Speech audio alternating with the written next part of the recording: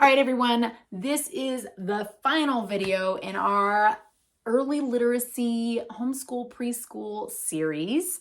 And today I want to talk about writing skills, developing writing, and all that fun stuff in the early years.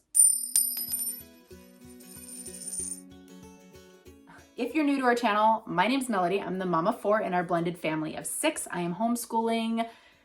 We're in our 9th year now, and I am really excited to share this video series with you. This is the 4th in our series and last that we're talking about early literacy or pre-literacy, meaning the reading and writing skills that are developed between the ages of about birth and 7. Although that's just your typical developmental stages, every kid is at a different stage and we need to meet them where they're at. But these skills are essential for helping our kids develop reading and writing skills when they're ready. Reading, writing, and early literacy are not things that magically just happen. It is not something you can ignore, send them to the kindergarten classroom, and then magically expect them to learn it. Although I've noticed that happens a lot. And then we have our kindergarten teachers in the public school really struggling to help kids understand the basics. When kids haven't developed their fine motor skills, they don't know what the front of a book is versus the back of a book. They don't know any of their letters. All of these things we can do at home, whether we choose to homeschool or send our kid to public school. We can do these with our children. So today we're going to talk specifically about writing, but I don't actually want to talk about like writing words because there is so much more to writing than this pencil.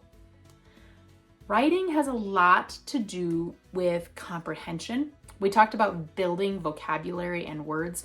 If you don't have a vocabulary, you don't have words, what are you going to write? If you don't understand how you read from left to right and how a book works and how a sentence is formed, if you can't understand that visually, what are you going to write? Really, all of those tools that we've been talking about in the last 3 videos, the fine motor skills, the understanding of words and letters and how they go together, all of that goes into not only reading, but writing as well. Specifically for writing, I would strongly encourage you to not worry about the actual writing of words and sentences for now. I had somebody ask me about a child that I think it was a 6-year-old boy, and he was struggling with writing. And my answer was, then don't make him do it. If you have a young child who struggles to write and it becomes a conflict and a fight where you're making them write, then they're going to hate it. And if they hate it, then what you have created is a lifelong fight when it comes to writing. And writing is something we need to be able to do in our day-to-day, whether or not you want to be a famous author or write in your journal, or you like to avoid writing as much as possible, but you still need to be able to write your grocery list and an email and just the basic things that we do in our life. Writing is essential. But if we create this hate relationship with it from a very young age, that is really hard to undo. So if your kid wants to write, by all means, when they're really little, if they want to, they see you writing, then let them. But really, the best thing that you can do is, first of all, lead by example. Write. Let your kids see you writing things. Write them notes, and then you can read it to them. They probably can't read it yet, but younger children, write your spouse a note. Do something else. Write thank you notes, which, side note, I hate writing thank you notes because I never have time. I mean, I say thank you, but some people get really into thank you notes, and it's always nice to receive them, and I wish I was the person that did thank you notes. I think they're a great concept, but when it comes to my priority list, the thank you notes never seem to make the cut. So it doesn't mean I'm not grateful. It just means I had to cut something from my priority list in order to keep my sanity. And so I just stuck with a phone call or a verbal thank you, and I'm happy with that. But if you're a thank you note writer, you can write a thank you note and have your kid decorate it a little bit. But let them see you write. Also, don't worry about them writing words. What I would encourage is using all different types of media, pencils, markers, crayons, colored pencils, pens. There's all different things you can write with. Let your children experiment with those. When they're very young, they have like the chubby crayons they can write with. Markers can be fun if you like cleaning up a mess with really, really young children, but it's still something important that you can do. You can make a foam, like a shaving cream inside a cookie sheet, put some food coloring in there if you want to, and let them draw with their fingers. These are fine motor skills that we're doing. Let them use tweezers to grab something from this container to this container, moving some beans around.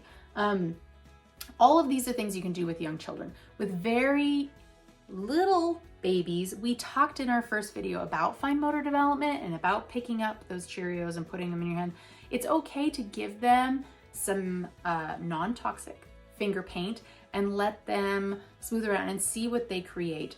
Also, aside from just the physical writing, tell stories together.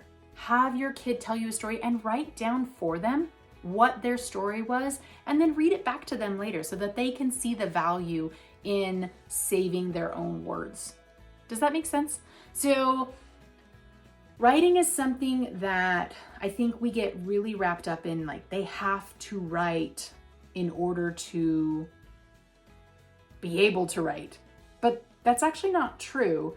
They need to understand letters. They need to understand words. They need to understand a sentence and the sentence structure. They need to have fine motor skills. And yes, eventually they will need practice with writing. But if a child doesn't really start digging into actual writing until they're 8 or 9 years old, I know that might seem late for some people. I'm not saying they should never have a pencil, but if they're not actually trying to write out the stuff and instead they're developing all those other skills and using their pens or pencils for art or something that they enjoy, and telling stories that somebody else can write down for them, and then when they're older, start sitting down and writing those words, you're much more likely to get a kid that actually enjoys what they're doing. And if they enjoy what they're doing, they're going to get more out of it. They're going to want to do more of it.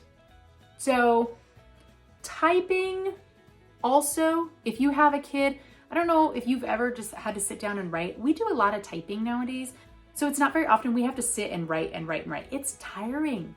It makes your hands hurt. If you're getting older like me and your hands cramp up and they don't work right anymore, which I'm sorry, I'm not old enough for that to happen, and yet it does, then you understand how hard it can be to hold a pencil and to go through that process of writing anything of length.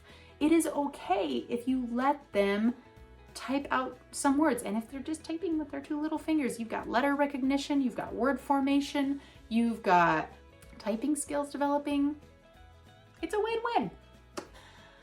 I know this was a pretty short video compared to our other videos. I hope that's okay with you, but we talked about a lot of stuff in those other 3 videos. I hope you take the time to check them out. In this video, I would like you to drop a comment and let me know what is your best advice on helping children learn to be excellent writers. And remember that we're talking about those early years of writing. So before they're really, really going to town with the full sentences. But like, what is your best advice for this?